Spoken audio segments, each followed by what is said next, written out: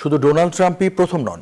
যুক্তরাষ্ট্রে বিভিন্ন সময় হামলার নিশানা হয়েছেন বেশ কয়েকজন ক্ষমতাসীন প্রেসিডেন্ট এবং প্রেসিডেন্ট প্রার্থী। নির্বাচনী প্রচারণায় গিয়ে গুলিবিদ্ধ হয়ে প্রাণ হারিয়েছেন সাবেক মার্কিন প্রেসিডেন্ট জন এফ কেনেডি।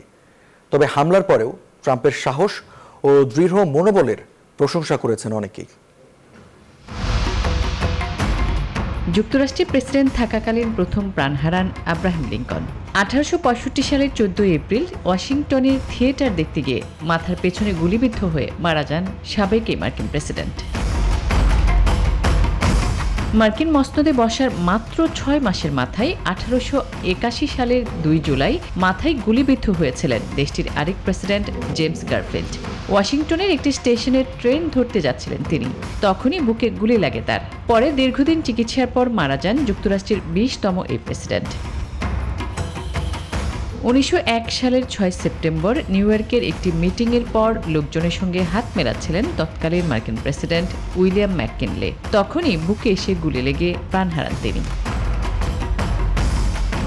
1933 সালে মায়ামিতে গিয়েছিলেন যুক্তরাষ্ট্রের বিখ্যাত president Franklin D Roosevelt. Hood খোলা গাড়ির পেছনে দাঁড়িয়ে বক্তৃতা দিচ্ছিলেন তিনি, তখনই গুলিবিদ্ধ হন। তবে প্রাণেই বেঁচে গিয়েছিলেন রুজভেল্ট। এখানেই শেষ নয়। 1950 সালে তৎকালীন প্রেসিডেন্ট হ্যারি এস ট্রুম্যানকে বাড়িতে লক্ষ্য করে গুলি ছোড়ে দুজন দুর্বৃত্ত। এতে এক নিরাপত্তারক্ষী নিহত হলেও প্রাণে বেঁচে গিয়েছিলেন যুক্তরাষ্ট্রের তৎকালীন এই প্রেসিডেন্ট।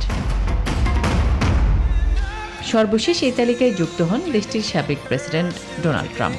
পেনসিলভেনিয়ায় এক নির্বাচনী প্রচারণায় গুলিবিদ্ধ হয়ে আহত হন তিনি। সেই অবস্থাতেও ফাইট বলে আওয়াজ তোলেন ট্রাম্প। তার এই সাহসিকতার প্রশংসা করেছেন সবাই। আসমাতুলি, নিউজ 24।